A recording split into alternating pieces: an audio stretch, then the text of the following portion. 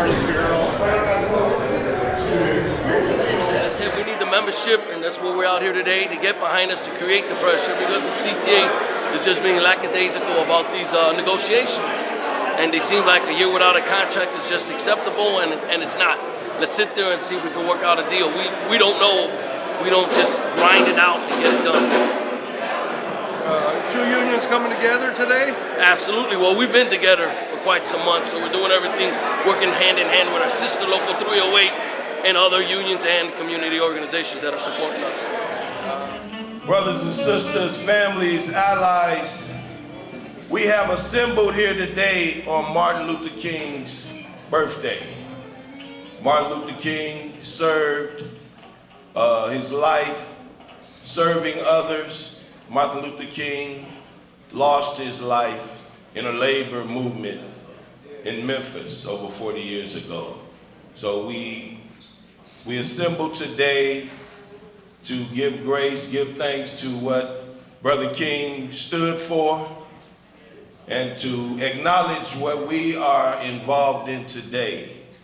Absurdly, today we're fighting for fair health care, for adequate health care. Today, over 40 years after Martin Luther King lost his life in Memphis, we're still battling billionaires, we're still battling crooked politicians, special interest groups that want to take away what we have in labor.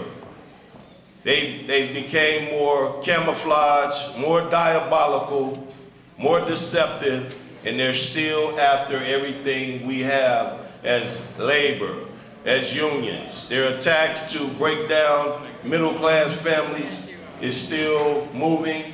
It's moving in a deceptive way, it's moving in a diabolical way, and it's picking up speed. And we are far behind and must pick up our speed in order to preserve what we have.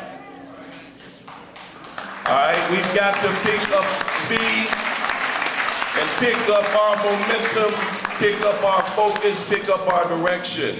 All right, next we're gonna have some words from retiree Brother Leonard Morris from Local 241, and Brother Elwood Flowers, retiree, both former presidents of the local, both participated in, I believe, the 1968 strike. Leonard Morris.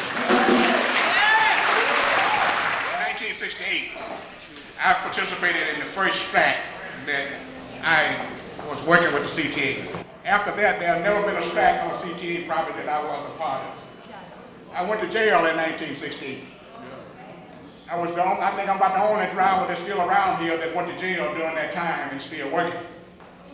So I tell all of you all that when I read about Dover Carter talking about taking your vacation away, taking one of your holidays and all that stuff, I want to tell them, if you look at our contract, I have a receipt there that said paid in full. We bought that years ago.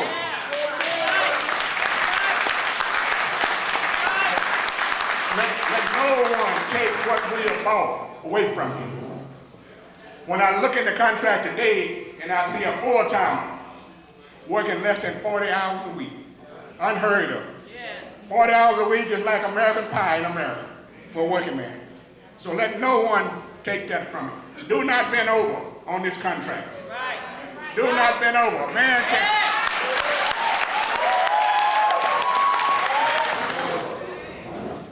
You really look gorgeous from this position. And this is what we need. This is what we have to have. And this is what you picked up from those that have come before you. Unity, and the fact that how critical it is that you make this city function. Understand that. Don't function without you. The latest thing on the t-shirts is what we move. Who? Who do we move? All right. If we got to hang with that. You know, we don't back up off of that. Understand this. We don't have to denigrate anybody, but I've got this kind of seniority, along with Leonard, your former speaker. We watched Dover Carter come to this company. Yes, sir. Years ago. So he knows the where and what about a contract. It's not the fact that he's there and don't know what's going on. Oh no, he came up through the trenches, knowing the work rules, knowing what the contract means, but it seems like he hasn't put the value on an honest day's work for an honest day's pay. Yeah. Seems like he's forgotten something. Remember how many people are waiting on you to sustain them. Yes. Cleaners, grocery store, automobile, mortgages, all those things, but yet they think we can do that on a paltry salary, that they can take away what we duly fought for, and that they can go on about their business. We say, hell no! We're not going to do that. We're going to stand up here and we're going to take you to the wall, because every one of us that's come before you, don't think this is anything unique. We've had to do the same thing. We've had to reach a point where they knew we was not BSing, and we was ready to go and do whatever was necessary, and so they came on in. Understand again, this is not a profit-making organization. Understand, they don't have a bottom line here. This is a service. And understand, years ago we had an international officer that says transportation is so vital, it should be free. Understand that. That's how vital you are to this as an industry.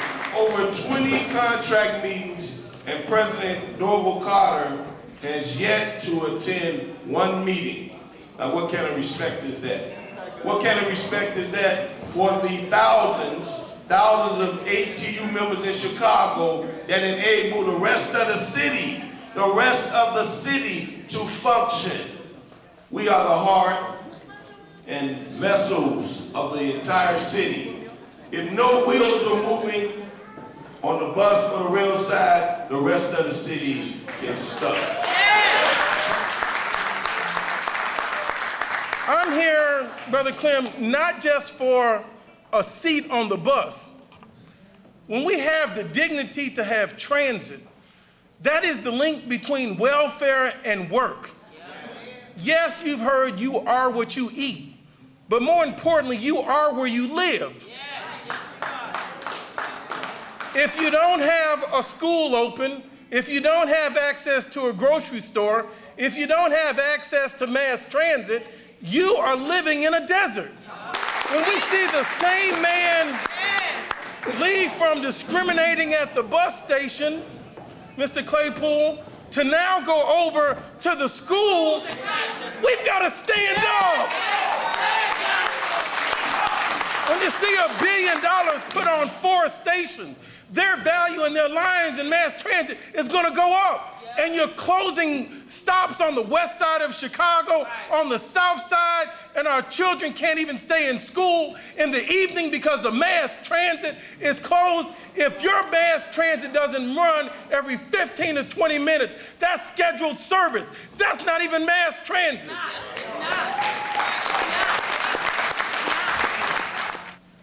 You've watched the clips of the sanitation workers in '68. Who would think in 2017 that we're using porta-potties? How did we come from the back of the bus to the front of the bus to operate the bus?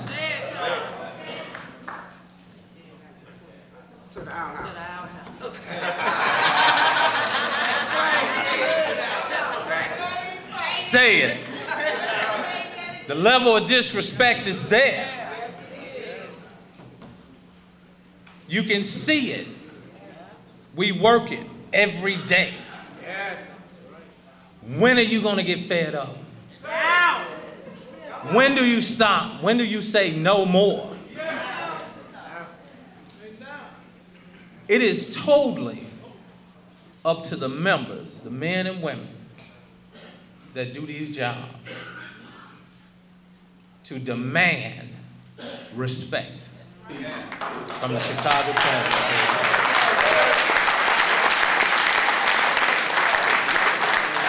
Next time you guys see Dorval Carter,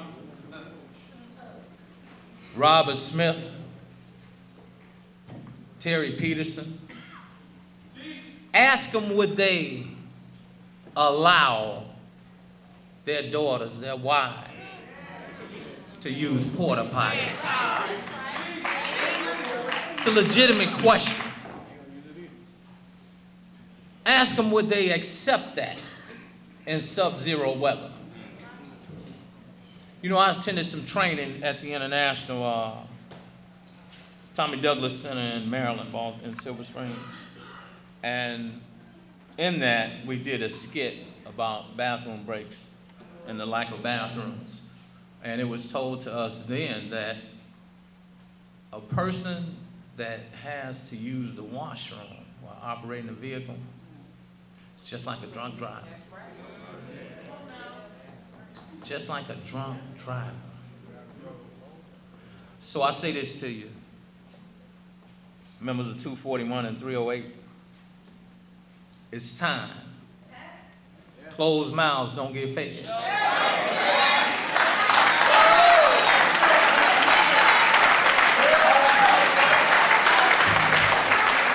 We need to speak up for all our members.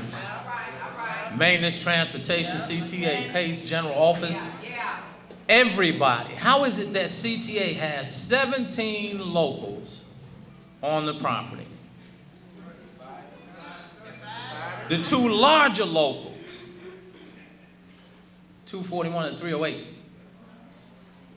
that do the majority of the work and have the majority of people of color. How is it that our mechanics didn't get prevailing wage? You're talking a $12 difference. If that is not discrimination, I don't know what is. It's time to fight, folks.